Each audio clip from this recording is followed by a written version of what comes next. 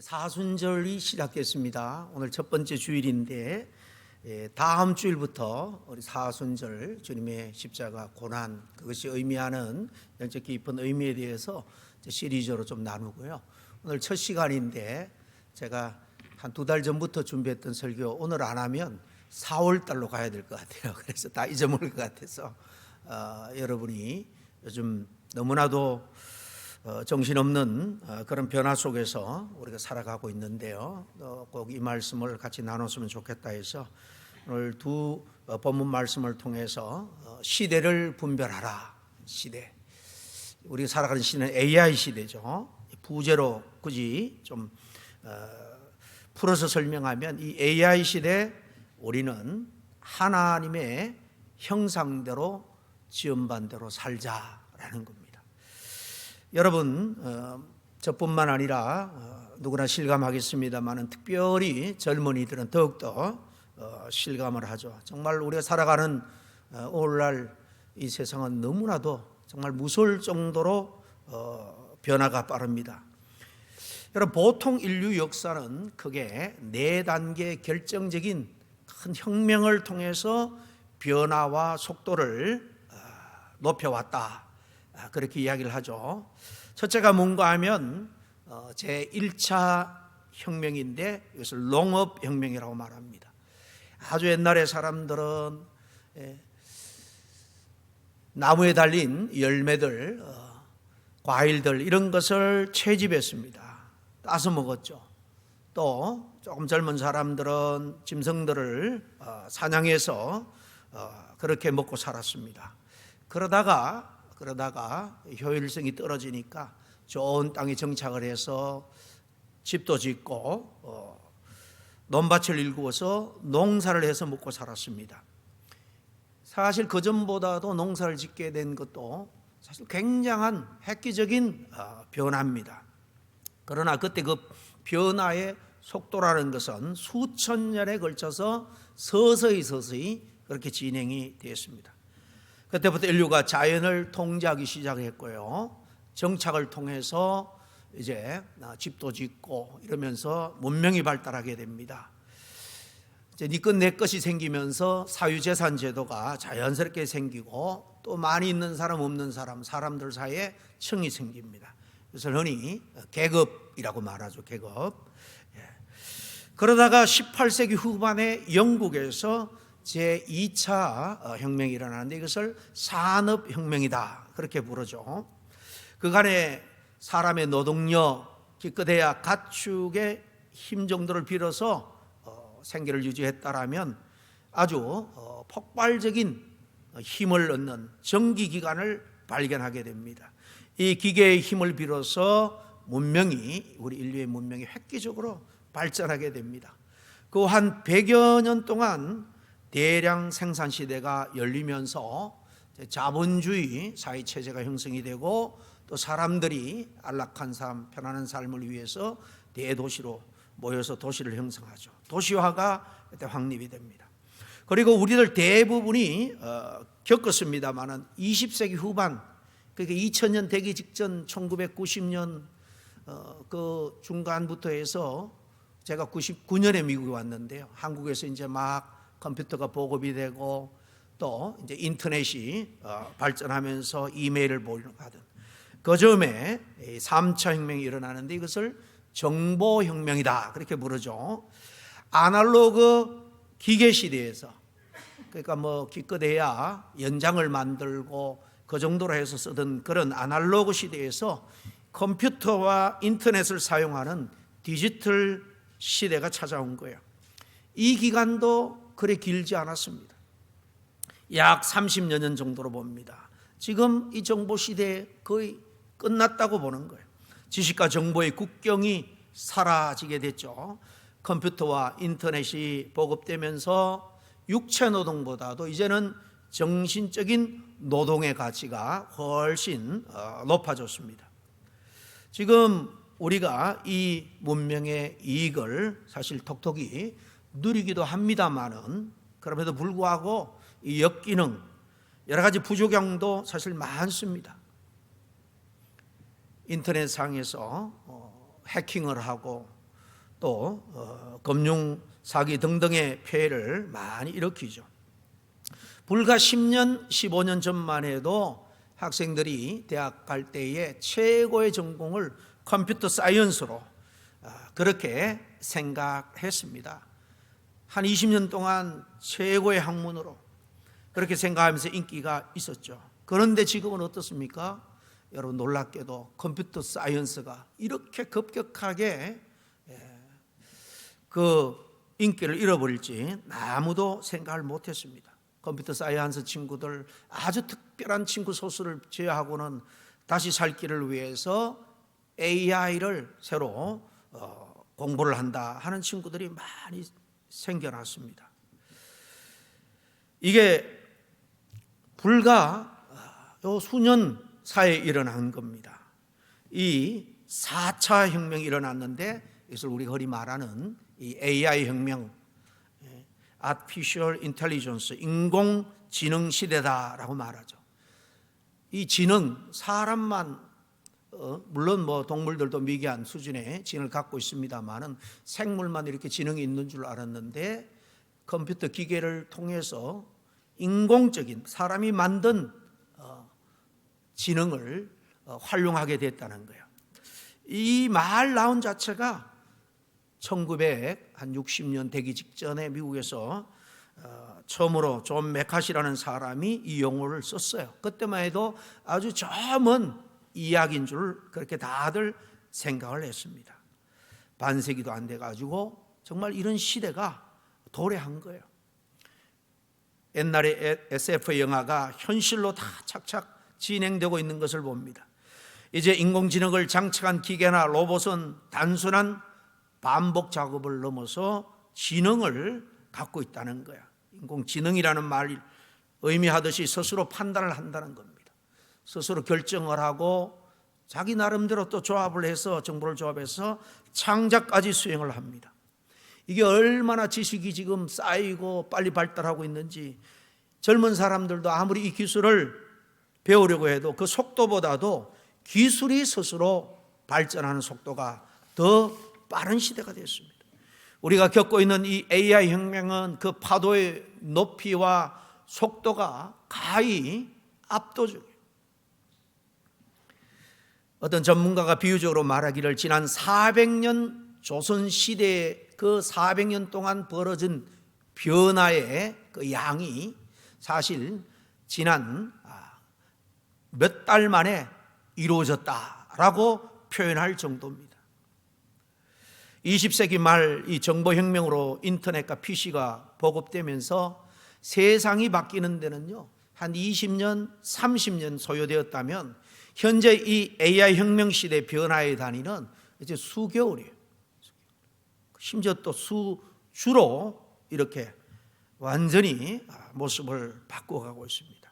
그 공장에서 우리의 노동력을 대체하는 그런 로봇, 또 집에서 이제 가사 도우미로, 또 연로한 분들 간호한 일, 다 이제 앞으로 휴머노이드 로봇이 나와서 상용화된다고 합니다.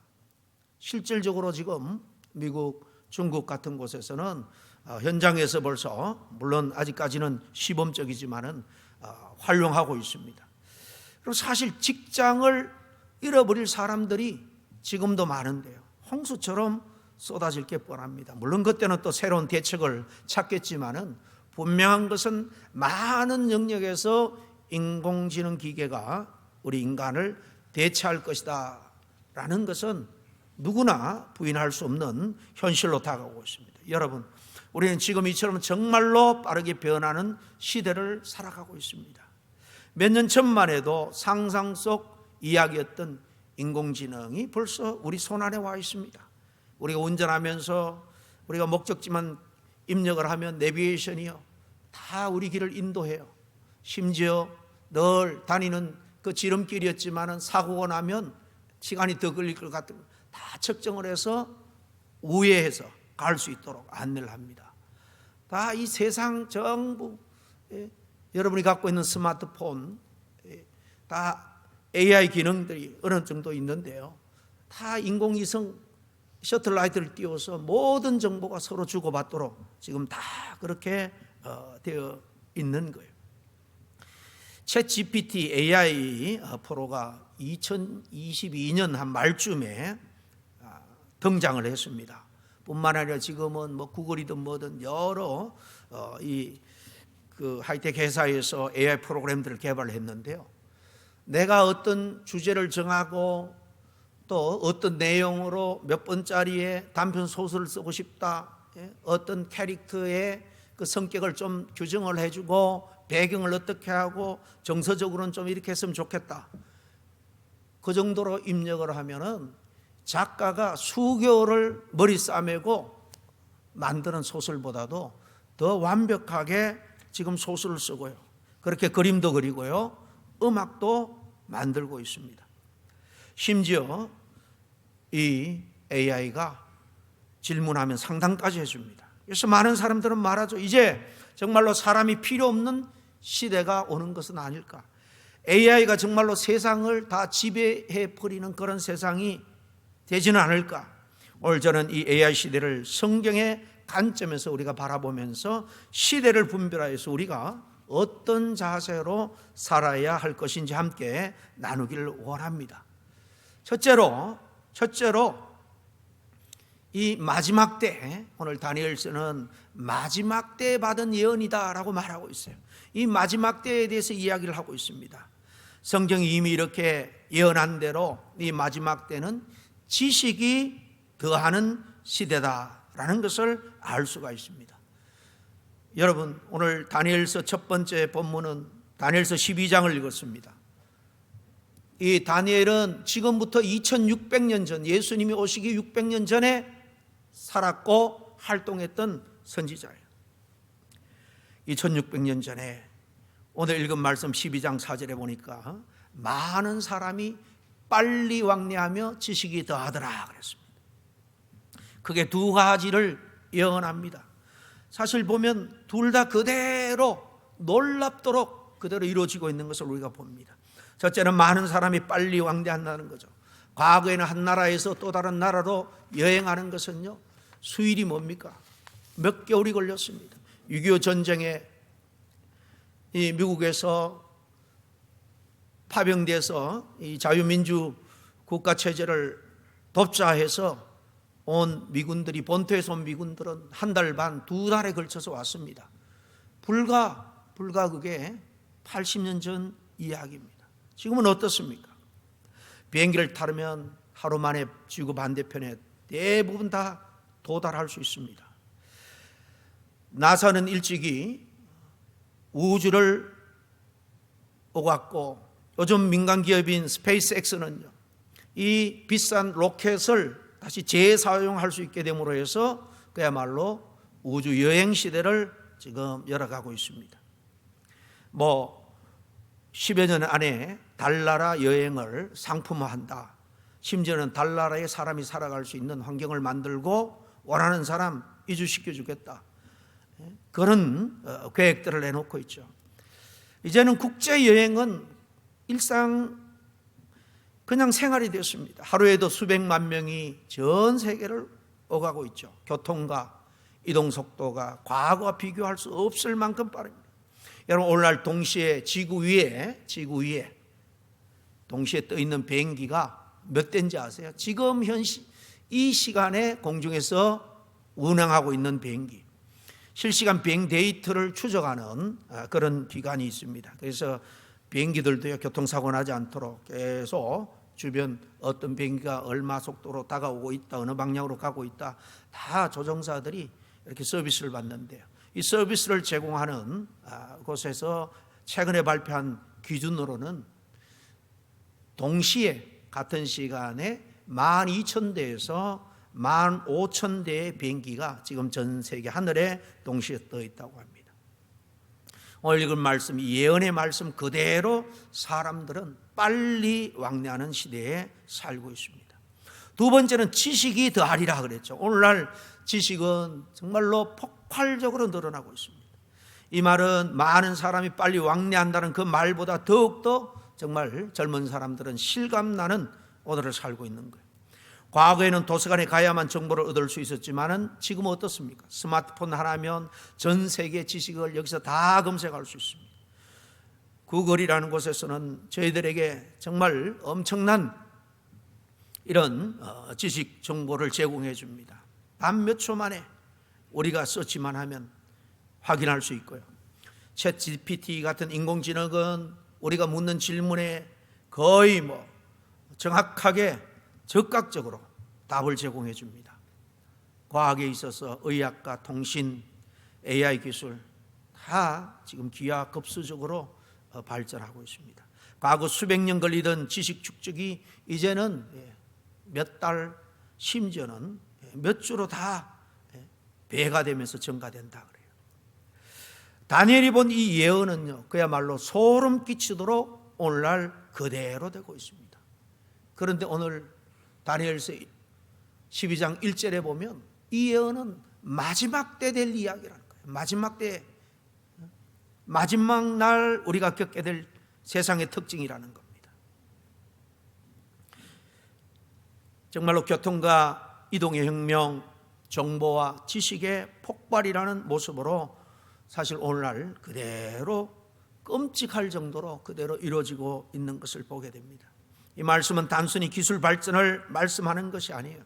하나님의 구속 역사 전체에 있어서 그 구속 역사가 완성되어 가는 그 과정 속에서 지금 시대가 급격히 변화할 것을 사실 미리 보여주는 그 징조로 볼 수가 있는 겁니다. 정말로 정보가 폭발적으로 늘어나고 클릭 한 번이면 전 세계 지식을 금방 우리를 얻을 수가 있습니다. AI, 인공지능이죠. 이것은 인간의 지식을 모아서 초고속으로 분석을 해주고 우리가 결론을 내리는 것보다도 더 정확한 결론을 내려줍니다. 물론 아직도 미흡한 점이 없지 않아 있긴 있겠죠. 우리 이것이 성경 예언과 맞닿아 있는 그런 시대적인 현상이다라는 것을 우리는 알아야 됩니다. 그렇지만 아주 중요한 질문을 우리는 여기서 해야 됩니다. 지식이 늘어나는 것이 정말 지혜가 늘어나는 것일까 하는 겁니다. 지식은 많아졌지만 사실 우리 사람들의 마음은 사실 아날로그 시대보다도 더 몸이 건조하고 메마르고 공허해지지는 않았느냐 하는 겁니다. 지식 정보는 많아졌지만 정말 개인의 생명과 인류의 미래를 참 행복과 참 구원으로 인도하는 그 진리는 오히려 우리 모든 사람들에게 점점 흐려지고 있지는 않느냐 하는 겁니다. 예를 들어 보겠습니다. 아이들이 스마트폰을 통해서 세상 모든 정보를 다 접합니다. 젊은이들은 그 속에 들어가서 가상현실 속에서요 온갖 게임을 즐기고 전쟁 게임에서는 죽이기도 하고 살리기도 하고, 그런데 그 현장이 정말로 이 현실 세계, 지금 내가 일어나고 있는 그 현실 속에서 내가 겪고 있는 경험인지 가상 속에서 그냥 이 생각 속에서 겪고 있는 경험인지를 요즘은 젊은 아이들이 구별을 하지 못한다고 그래요. 그래서 거기 있는 그대로 그냥 따라하다가 죽기도 하고 사고도 내는 그런 뉴스도 종종 볼 수가 있죠. 부모가 자식들이 이렇게 스마트폰에 파묻혀 있으니까 대화할 시간이 줄어들 수밖에 없겠죠. 친구들과의 만남도 마찬가지죠. 이렇게 사람과 사람의 만남은 줄 수밖에 없고 기계와의 연결은 늘어나고 있습니다. 여러분, 지식은 늘어도 하나님을 아는 지식이 없다면 그것은 참된 지식이 아니고 구원으로 이끌 수 없는 겁니다. AI 시대에 우리가 붙들어야 할 것은요, 지식이 아닙니다. 데이터 정보가 아닙니다. 진리의 진리. 아무리 많은 지식을 갖고 있어도 진리를 깨닫지 못하면 그것은 살아가는 여생의 짐이 될 뿐이에요. 주님은 말합니다. 진리를 알지니 진리가 너희를 자유케 하리라 그랬잖아요. AI는 우리에게 수많은 정보를 줄 수 있지만은 참된 자유는 줄 수가 없습니다. 다들 기대하기를 노동으로부터 자유를 얻을 수 있지 않겠습니까? 기대를 겁니다. 그러나 그런 자유만으로 인간이 온전한 행복을 누릴 수가 없다는 겁니다. 인간은 영적인 존재이기 때문에 죄로부터 심판으로부터 자유를 누려야 됩니다. 그런 진정한 자유, 인간의 참된 구원을 통해서 오는 영생의 자유, 오직 우리 하나님께 있음을 우리는 깨달아야 됩니다. 둘째로 마지막 때는 또 성경이 어떤 시대라고 말하는가 하면 통제와 표의 시대다라고 말씀합니다. 이는 요한계시록에 나오는 말씀인데요, 13장에 보면 모든 사람에게 표를 받기 위해서 그 표가 없이는 매매를 할 수가 없게 될 것이다 라고 말합니다. 요한계시록 13장 17절에서 18절 말씀을 같이 읽습니다. 시작. 누구든지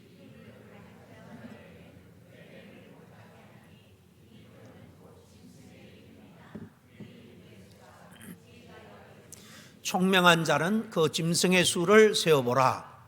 전 사람의 수니 그의 수는 666이니라. 아마 666 많이 들어서 잘 알 겁니다. 표를 의미하는 거 여기 있는 이제 짐승의 숫자로 이해된다라는 건데요. 이 교회사 속에서 2000년 교회사 속에서 수많은 논란을 일으킨 부분이죠. 초기 교회 로마 제국의 박해를 받을 때 이 숫자, 이 표, 이것을 로마 황제와 연결해서 해석하는 그런 그 사도들이나 또 그 지도자들이 많았습니다. 그럴 수밖에 없는 게 그 당시는 로마 제국의 박해 상황 속에 있었고요, 또 황제의 숭배를 강요받던 그런 시대 속에서 자연스럽게 이를 이해할 수밖에 없었습니다. 이 짐승, 정말 인류를 파멸에 이끌고 가는 이 짐승, 로마 제국이나 황제의 권력을 상징하는 것이 아닌가, 그렇게 본 거죠. 그리고 종교개혁 시대에 들어와서는 개혁자들 중 일부는요, 이 표, 이 숫자로 나타난 표는 로마 가톨릭 교황권과 연결하기도 했습니다. 그 시대에는 적그리스도를 교황 제도와 연결하는 그런 해석이 강하게 제기되었기 때문입니다. 근현대에 와서는 전 세계를 제패하고자 꿈을 꿨던 나폴레옹이 아닌가, 또 아돌프 히틀러 같은 세계적인 독재자들에게 이 사인, 이 짐승이라는 이 표시를 적용하려고 했습니다. 그런데 시대가 지나면서 그 해석들은 다 힘을 잃었죠. 그때마다 이 사람이 이 짐승 666이 아닌가, 대상을 돌아가면서 반복 주장을 했습니다. 그리고 건세 이후에는 말세에 등장할 인격적인 적그리스도가 실제로 이 666이라는 표를 강요할 것이다 라는 그런 해석이 널리 퍼졌죠. 바코드, 전자칩, AI 통제 시스템 같은 그런 것들을 우리가 받지 않으면 살아갈 수 없을 것이다. 오늘날도 아직 교회 안에 의견이 분분합니다만 그간 교회 안에서 논란의 핵심은 이겁니다. 이 짐승, 666으로 나타나는 이 짐승이 특정 역사적인 인물인가, 말씀드린 것처럼 교황이나 미래의 적그리스도 아니면 상징적인 체제인가, 시대마다 상황에 따라 해석이 달랐습니다. 그런데 결국 이 요한계시록 13장의 핵심은 너무 이 숫자 자체에 연연할 것이 아니라 누가 참된 주권자인가에 대한 신앙 고백의 문제입니다. 마지막 때에 이 표라는 것은 하나님을 섬겨야 될지, 이 표를 섬기고 따라가야 될지, 마지막 사실 이 환난의 때인데 생명을 걸고 우리 신앙을 지켜야 될 때가 온다는 것입니다. 여기서는 신앙 고백의 문제. 무엇보다 우리는 이 말씀을 문자적으로 해석할 것이 아니라 원리를 잘 봐야 됩니다. 마지막 시대의 특징은 뭔가 하면 통제와 관리 시스템이 작동할 수 있다는 겁니다. 통제와 관리 시스템의 완성이 이 표가 아닐까 조심스러운 전망을 하는 오늘 신학자들이 많이 있습니다. 여러분, 벌써 우리 젊은 사람들은 지갑도 안 가지고 다닙니다. 폰 안에 결제할 수 있는 그 카드가 다 들어있어요. QR 카드 표시나 이런 등등으로 해서 그냥 갖다 대면은 결제가 됩니다. 화폐가 없어지고 이제 스마트폰을 잊어버릴 수 있으니까 안전하게 몸에다가 그 칩을 박자. 그래서 생체 그런 칩을 몸에다 박는 경우도 있고요. 왜냐하면 앞으로 그런 게 없으면 전혀 경제 활동을 할 수 없기 때문입니다. 그렇게 되면 편리할 것 같지만 우리 개개인의 모든 정보는 다 노출될 수밖에 없다는 거예요. 오늘날 우리가 어떤 시대에 살아가고 있는가? 이렇게 디지털 신분, 생체 인식, 얼굴 인식 시스템 속에서 우리의 금융 데이터, 은행 거래, 사고 팔고 하는 이것뿐만 아니라 심지어는 우리의 생각, 우리의 감정까지도 다 노출됩니다. 이런 시스템이 앞으로 우리에게 편리함을 줄 것은 분명합니다. 편리함이라 이름으로 우리에게 다가올 거예요. 그러나 이 AI는 데이터를 통해서 사람을 다 이제 분석합니다.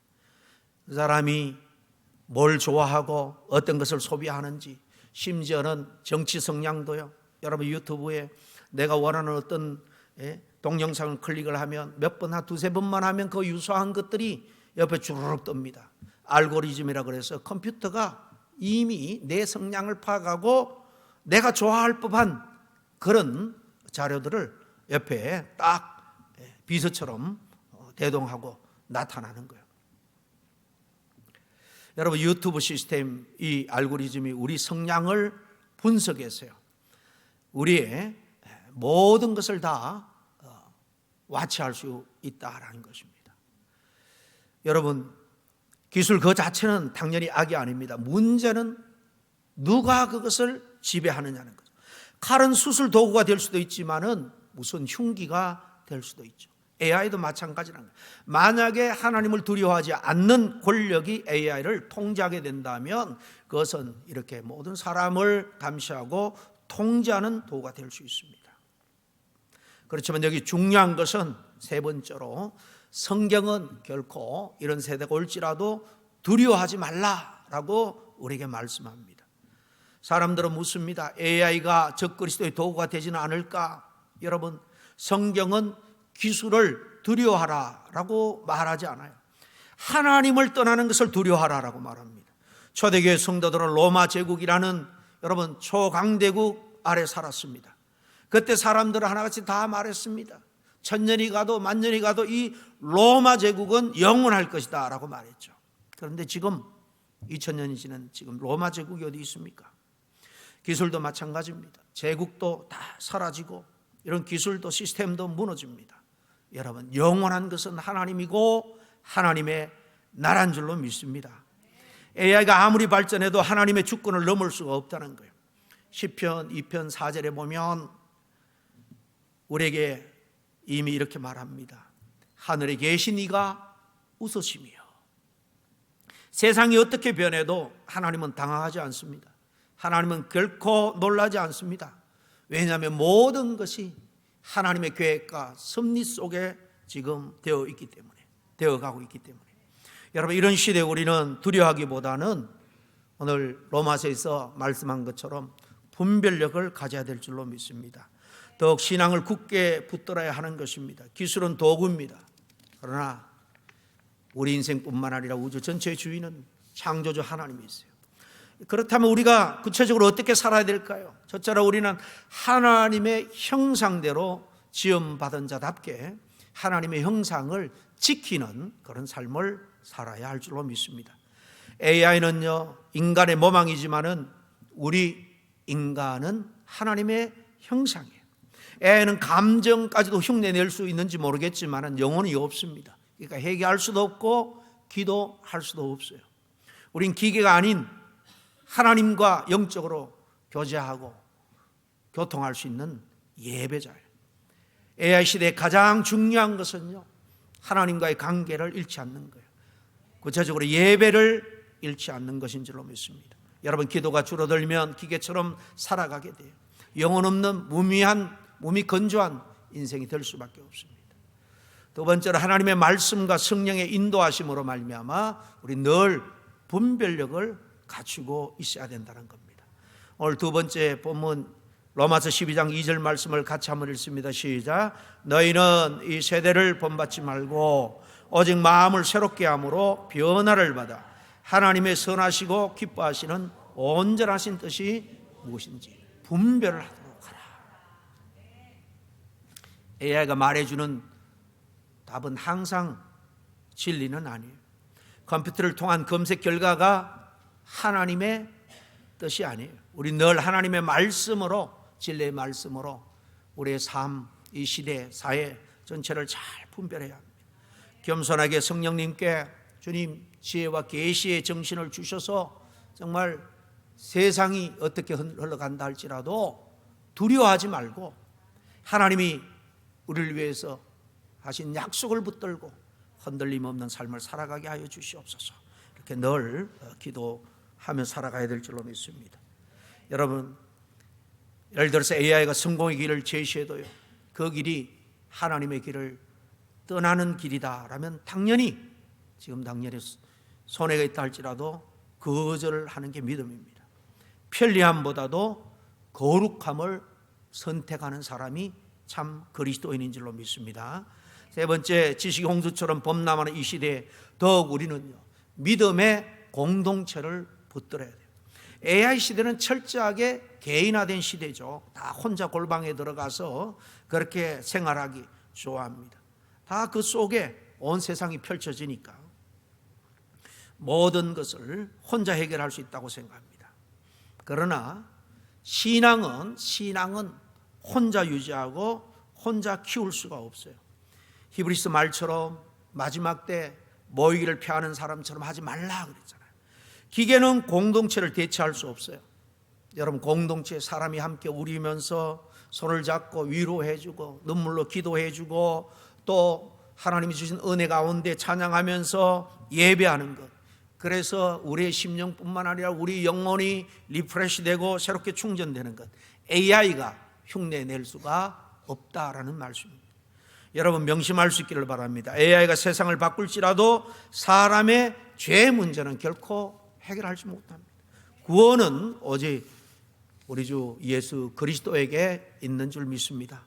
우리는 기술을 두려워하는 사람이 아니라 더욱 복음을 의지하고 복음을 전하는 사람이 되어야 될 줄로 믿습니다. 오늘 읽은 말씀 다니엘서 그 2절에 보니까 뭐라고 되어 있습니까?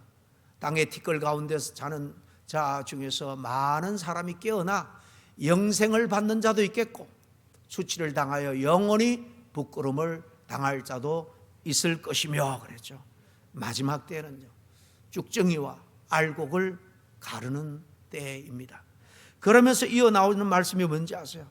많은 사람을 옳은 대로 돌아오게 하는 자는 별처럼 영원토록 빛날 것이다.